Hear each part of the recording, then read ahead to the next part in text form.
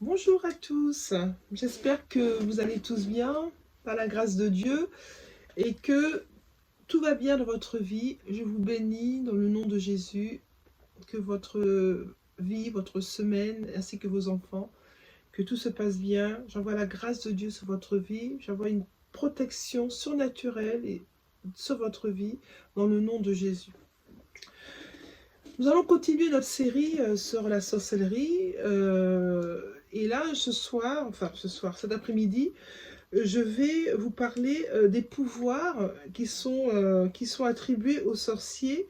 Mais avant, je vais essayer en tout cas de vous expliquer les personnes qui sont vulnérables, qui sont fragiles, qui sont attirées de par leur souffrance, par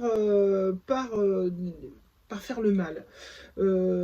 Parce que pour comprendre le type de personnes qui sont amenées à faire de la sorcellerie, comment ça se passe dans le monde spirituel. En fait, les personnes qui sont amenées à faire de la sorcellerie, c'est des personnes qui sont en souffrance, qui sont vulnérables, qui ont des difficultés, qui ont le cœur brisé. Et ces personnes, ne sachant pas comment sortir de leur douleur, que d'autres personnes ont engendré dans leur douleur, dans cette affliction, elles grandissent, elles nourrissent plutôt une vengeance maléfique, méchante, malveillante. Et ces personnes-là sont attirées par faire de la sorcellerie pour se venger, tout simplement. Elles ont été piétinées, rejetées de la société, et elles sont, en général, ce type de personnes, d'individus, ça peut être des femmes, des hommes, même des enfants, des jeunes ados, des adolescents, parce que elles sont attirées à faire le mal, et elles sont attirées à faire des actes de sorcellerie, parce qu'elles ont un comportement ciblé pour faire des actes malveillants. Je parle aussi que ça touche aussi les adolescents, parce que j'ai un témoignage d'une sœur qui m'a dit que son fils, quand il avait 13-14 ans, en regardant des choses sur Internet, Internet, a vu comment jeter un sort, comment faire du mal à une tierce personne.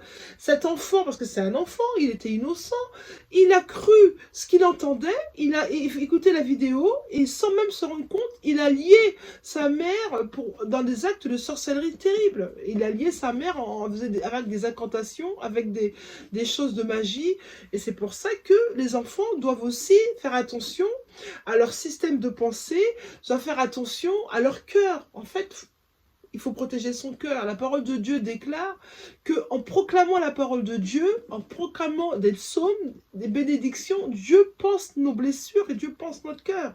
Et c'est vrai, Dieu le fait.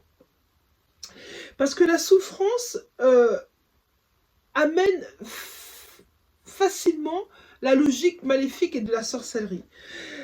Et la vengeance en fait également partie. Et ça touche bien évidemment les personnes. On dit qu'elles sont faibles d'esprit. Voilà, c'est des personnes faibles d'esprit. Pourquoi elles sont faibles d'esprit? Parce qu'elles pensent directement à une vengeance, à une attaque, à des pensées mauvaises. Et ces personnes sont beaucoup plus sujettes et enclins à faire le mal et à détruire les gens autour d'eux. Elles recherchent par tous les moyens de tirer vengeance de toutes les personnes qui leur ont fait du mal. C'est-à-dire qu'elles font dent pour dent, la loi du talion, dent pour dent, œil pour œil. Tu m'as fait ceci et moi je vais te rendre pire. Attention, ces personnes sont très dangereuses. Parce que leur cœur est vulnérable, leur cœur est troublé, leur cœur est triste. Et elles sont des proies faciles pour les sorciers et les sorcières. Voilà. Donc, je prie, Père, dans le nom de Jésus, que les personnes qui ont un cœur triste, qui ont été blessées par un être humain, je prie, Père, que tu puisses apaiser son cœur de douleur, son cœur traumatisé. J'envoie sur votre cœur, si vous m'écoutez, qu'un être humain vous a blessé, vous a trompé, vous a floué, vous a volé. Je prie, Père, dans le nom de Jésus, que vous soyez dans le pardon de ce que vous avez fait. Vous savez, l'affliction, ne gardez pas l'affliction. La parole de Dieu déclare, ne gardez pas l'affliction. Rejetez-la, remettez-la à Satan. Gardez votre cœur pur, gardez votre cœur en sécurité auprès de Dieu, car c'est Dieu après qui va se charger des gens qui vous ont fait du mal. Si vous remettez votre douleur, votre blessure, vos attaques à Dieu, c'est Dieu qui va vous soulager, c'est Dieu qui va vous réparer, c'est Dieu qui va faire de vous une femme forte ou un homme fort et qui va vous protéger des attaques du mal. C'est Dieu. C'est Dieu qui va bloquer la porte d'entrée à vos pensées malveillantes. C'est Dieu, en méditant la parole, bien évidemment. Les pouvoirs qui sont attribués aux sorcières. Les sorciers et les sorcières emploient la majeure partie de leurs attaques sont dans le poison. C'est comme ça qu'ils font du mal aux êtres humains. Ils leur font boire ou manger quelque chose qui y sont empoisonnés. Je parle de ceux qui font de la sorcellerie. Je ne vous dis pas de vous méfier de votre voisin ou votre copine ou de Pierre-Paul Jacques, c'est pas ça. Mais vous savez, quand on est enfant de Dieu, quand on marche avec Dieu, Dieu nous avertit en fait. Dieu avertit. Comment? Dieu avertit par Dieu parle d'une manière comme une autre. Quand vous ressentez un malaise, une gêne dans votre esprit, une gêne, stop, arrêtez-vous, dites-vous que ce que vous êtes en train de faire, ce que vous envisagez de faire, il y a un problème et qu'il y a un malheur sur votre vie. Arrêtez-vous et rebroussez chemin, retournez chez vous et allez prier.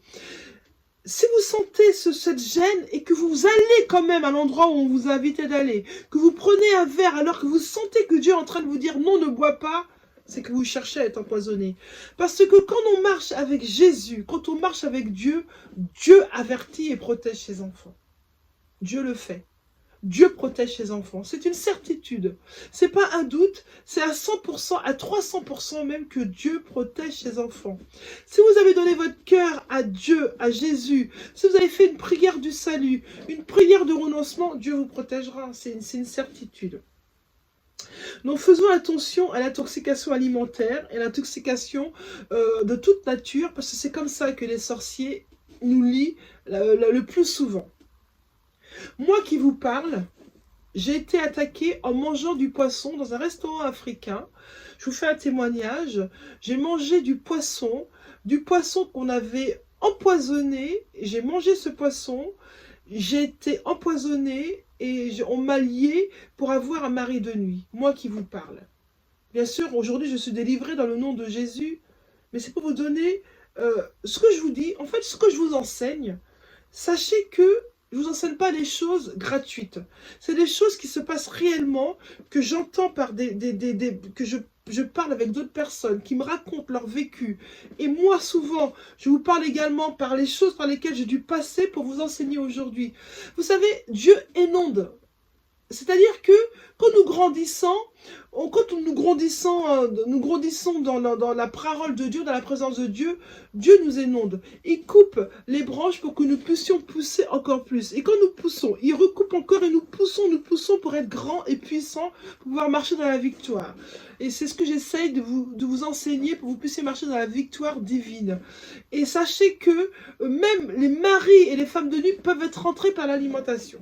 Oui, c'est possible, hein, vous savez, voilà, j'en suis délivrée, merci Seigneur, mais vous savez que ça existe. De maudire les gens également, c'est une parole de malédiction. Quand on parle sur une personne qui vous a fait du mal, et quand on dit « Oh, je la maudis, oh, je te maudis, je maudis ta famille, je maudis tes enfants », rien que cette parole sortie de votre bouche va véritablement faire son effet.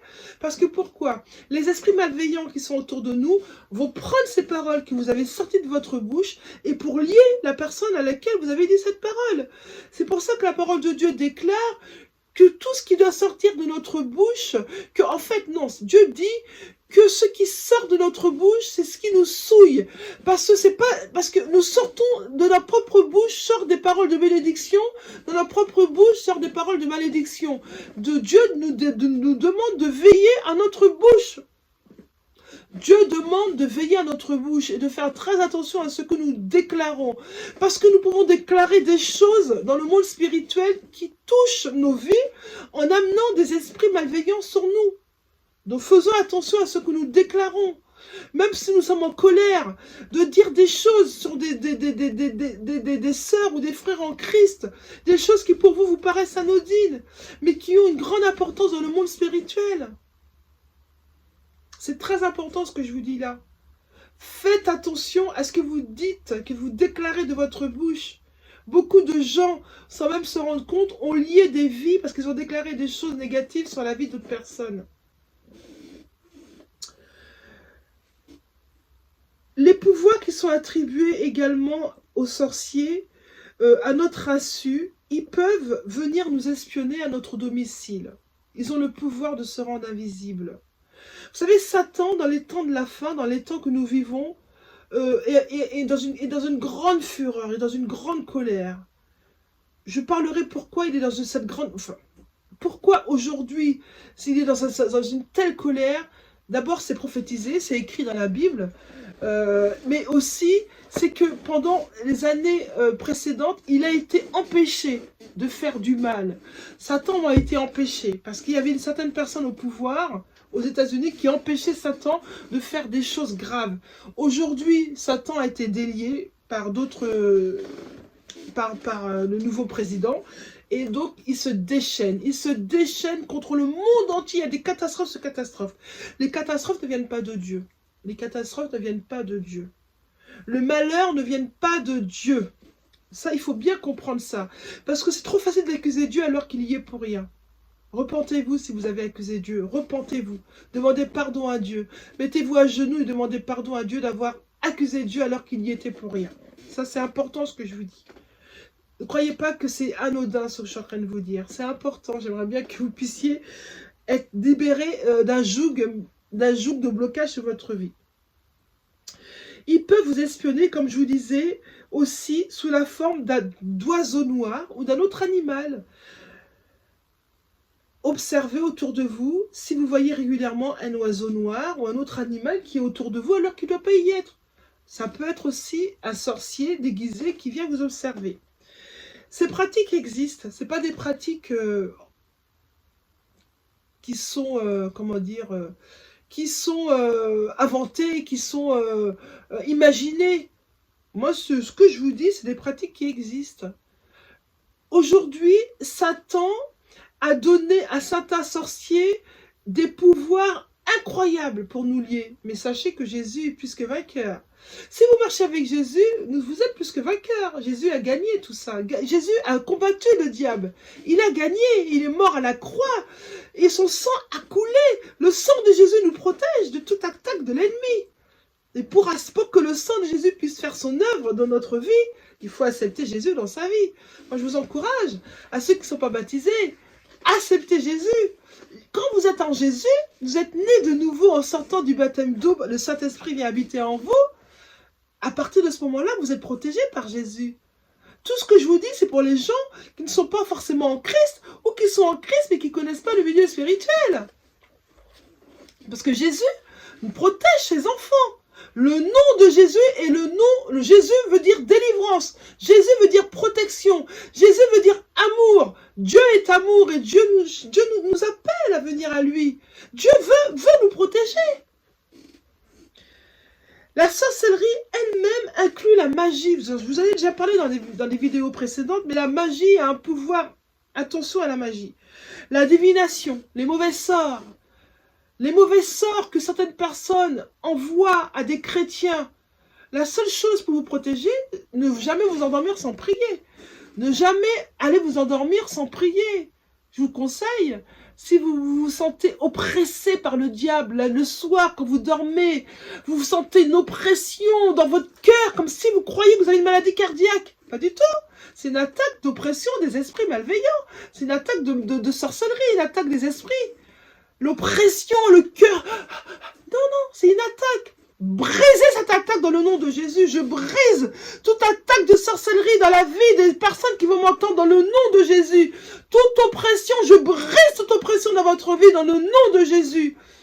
Un conseil, avant de vous endormir, lisez le psaume 91, qui est un psaume de délivrance puissant. Lisez aussi le psaume 71 ou le psaume 56. Ce sont des psaumes de délivrance puissants. Et avant de vous endormir, si vous vous sentez attaqué, si vous vous sentez troublé par l'esprit malveillant, mettez le sang de Jésus entièrement sur votre corps, des pieds à la tête, avant de vous coucher. Appelez la muraille de l'Éternel autour de votre chambre à coucher. C'est des clés. Dieu protège ses enfants. Mais pour que Dieu puisse vous protéger, il faut que vous puissiez ouvrir votre bouche. Si vous n'ouvrez pas votre bouche, les choses ne vont pas venir d'elles-mêmes. Hein. Il faut ouvrir sa bouche. C'est important d'ouvrir sa bouche, de déclarer les choses, de déclarer la parole de Dieu, de déclarer. Il n'y a que ça qui pourra vous sauver. Car Satan et ses démons et ses sorciers craignent la parole de Dieu. C'est leur plus grosse frayeur. Ils ont peur. La parole de Dieu peut les faire brûler. La parole de Dieu fait brûler les sorciers. Alléluia, merci Seigneur pour ta parole.